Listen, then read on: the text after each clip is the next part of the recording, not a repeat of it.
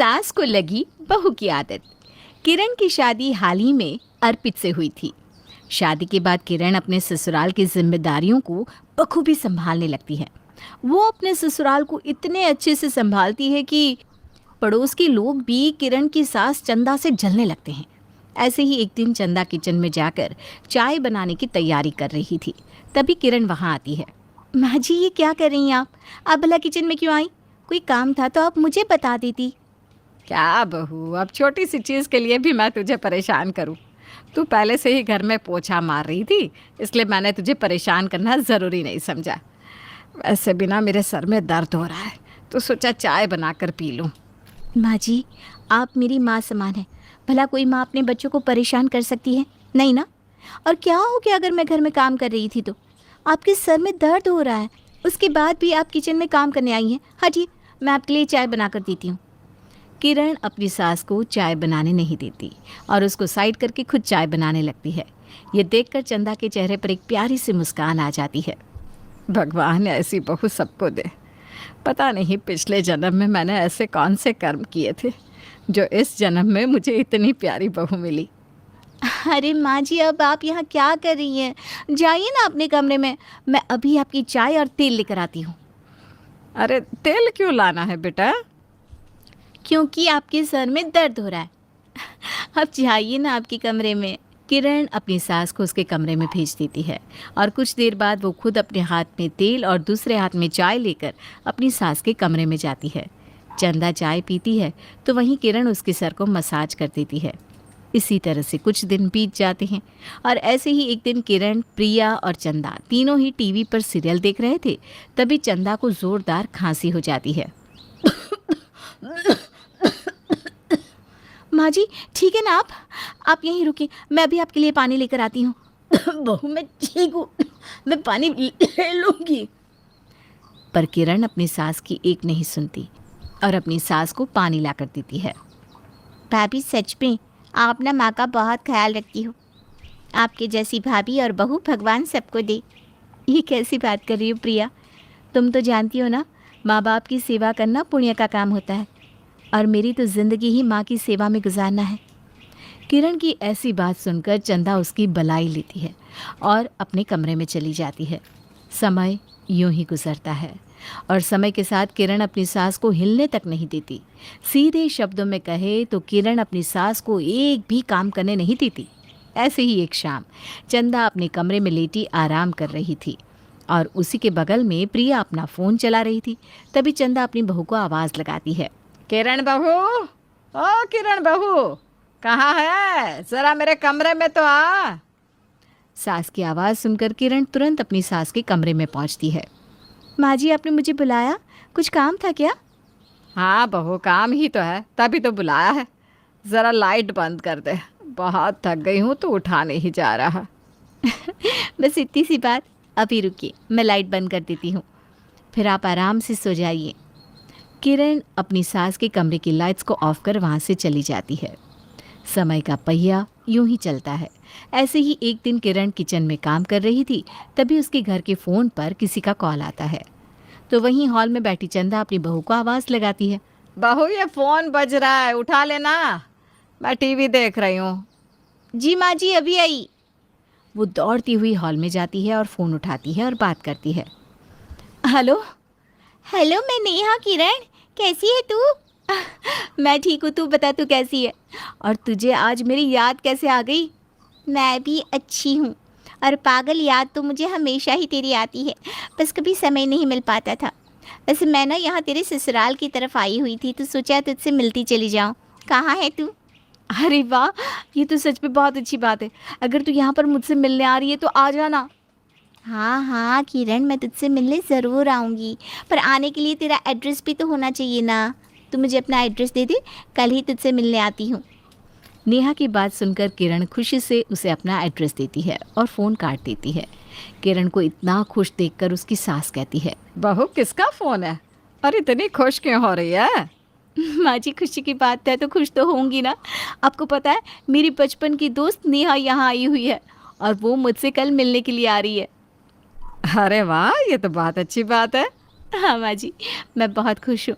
आप यहाँ रुकिए, मैं अभी आपके लिए चाय बना कर लाती हूँ। किरण अपनी सास के लिए चाय बनाने के लिए चली जाती है। अगले दिन नेहा अपनी सहेली किरण के घर आती है। यार किरण, तेरा घर तो काफ़ी बड़ा और शानदार है, पर इस बड़े से घर में तू अकेली रहती है क्या? किरण कुछ बोलती उससे पहले उसकी सास की आवाज़ नेहा के कानों में पड़ती है। बहू, ए बहू, कहाँ है? जरा मेरे कमरे में तो आ गई आवाज़? हाँ आ गई, पर मुझे एक चीज़ समझ में नहीं आ रही। अगर तेरी सास है तो वो तुझे इस तरह आवाज़ क्यों लगा रही है? क्योंकि उनके सारे काम मैं ही करती हूँ ना, इसलिए। अच्छा तू यहीं रुक, मैं अभी आती हूँ। किरण वहाँ से चली जाती है। तो वहीं नेहा बैठकर किरण का वेट करने लगती है। किरण थोड़ी देर में अपनी सहेली के पास आती है। आई एम सॉरी यार, मेरी सास को ना कुछ काम था, इसलिए उन्होंने मुझे अपने पास बुला लिया। तू बता, कैसी है तू और जीजू कैसे हैं? मैं ठीक हूँ, और तेरी जीजू भी बहुत अच्छे हैं। वो यहाँ क्यों नहीं आए, और तेरा यहाँ आना कैसे हुआ? तेरी जीजू ना काम में बिजी है, और उनको यहाँ किसी से मीटिंग करनी थी, इसलिए मुझे भी अपने साथ लेकर आ गए। अब जब मैं यहाँ आई तो सोचा क्यों ना तुझसे मिलकर चली जाऊँ। अरे ये तो बहुत अच्छी बात है। चलिए बता, तू क्या खाएगी? आज तो तेरी ही मनपसंद की चीज़ें बनाऊंगी मैं। वही जो हम पहले कॉलेज के टाइम में खाया करते थे, मोमोज और पनीर टिक्का। तुझे याद है? अरे यार कैसी बात कर रही है, मुझे कैसे याद नहीं होगा? तू मेरी बेस्ट फ्रेंड है, और अपनी बेस्ट फ्रेंड की ये सारी चीज़ें तो अपने आप ही याद होती है। अच्छा तू यहीं रुक, मैं अब भी आती हूँ। किरण और नेहा आपस में बात कर रही थी, तभी एक बार फिर किरण को उसकी सास बुला लेती है। ये देखकर नेहा कुछ समझ नहीं पाती। इसकी सास इसको बार बार क्यों बुलाती है? मुझे तो यही समझ में नहीं आ रहा। कहीं इसकी सास अपाहिज तो नहीं? हाँ हो सकता है, तभी तो बार बार वो किरण को बुला रही है। खैर अब किरण आएगी तो मैं पूछ ही लूँगी कि इसकी सास अपाहिज है क्या, या फिर जानबूझकर इसको परेशान कर रही है। कुछ देर बाद जब किरण आती है तो नेहा इस बारे में किरण से अपने सवाल पूछ ही लेती है। किरण, मैं क्या कह रही थी कि मेरे मन में ना एक सवाल है, पूछूं? अरे हाँ पूछ ना। देख किरण, मेरी बातों को गलत मत समझना, पर जो सवाल आया ना वही पूछने जा रही हूँ। हो सकता है कि गलत भी हो। तेरी सास अपाहिज है क्या? हे भगवान, नेहा तू भी ना। भगवान अपाहिज तो मेरे दुश्मन को भी ना बनाए। मेरी सास अपाहिज नहीं है, बल्कि भली चंगी है।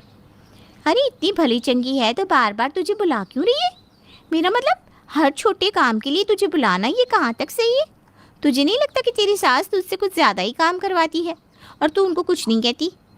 नहीं नेहा, ऐसा कुछ नहीं है। वो मुझसे बहुत ज़्यादा काम नहीं करवाती, बल्कि मैं खुद ही उनको उठने नहीं देती।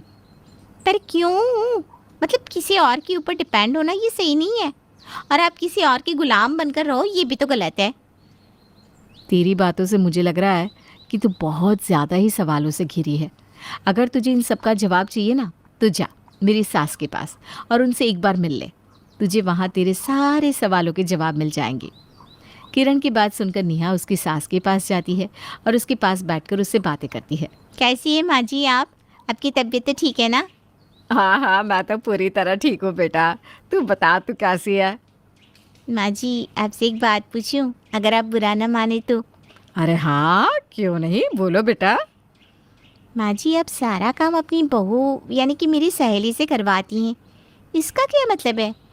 उसको आप इस घर की बहू बनाकर लाई हैं या नौकरानी? मतलब मुझे गलत मत समझिएगा माँ जी, पर मैंने जितना देखा है बेचारी लगी पड़ी है, पर आप है कि उसको आराम ही नहीं करने दे रही। ये कहाँ तक सही है? अब मैं भी तुझे एक बात बोल रही हूँ, उसका भी बुरा मत मानियो। जी बिल्कुल नहीं, कहिए ना। तू जिसे नौकरानी कह रही है ना, वो मेरी ना तो बहू है और ना ही नौकरानी, बल्कि वो इस घर की बेटी है। और अगर बेटी अपनी माँ की देखरेख कर रही है तो वो घर की नौकरानी तो नहीं कहलाती है। तू मेरी बहू की बहुत अच्छी दोस्त है, इसलिए तुझे ज़्यादा कुछ नहीं कहूँगी, लेकिन मैं तुझे इतना ज़रूर समझाऊंगी कि किसी के घर का कुछ जाने बिना उसके घर में नहीं बोलना चाहिए। और हाँ, अगर तू अपनी सास की सेवा कर रही होती तो आज तेरे मुंह से ये सवाल निकलता ही नहीं। एक बार फिर कहना चाहूँगी, वो मेरी बहू नहीं बल्कि बेटी है, बेटी। अब तू यहाँ से जा सकती है। चंदा की बात सुनकर नेहा का मुंह बंद हो जाता है और वो वहाँ से चुपचाप उठकर जाने लगती है। जैसे ही वो हॉल में पहुँचती है, किरण उससे कहती है, अरे नेहा कहाँ जा रही है? वैसे तुझे तेरा जवाब मिला क्या? हाँ, मुझे मेरा जवाब मिल चुका है। मैं चलती हूँ, मुझे देरी हो रही है। इतना बोलकर नेहा वहाँ से चली जाती है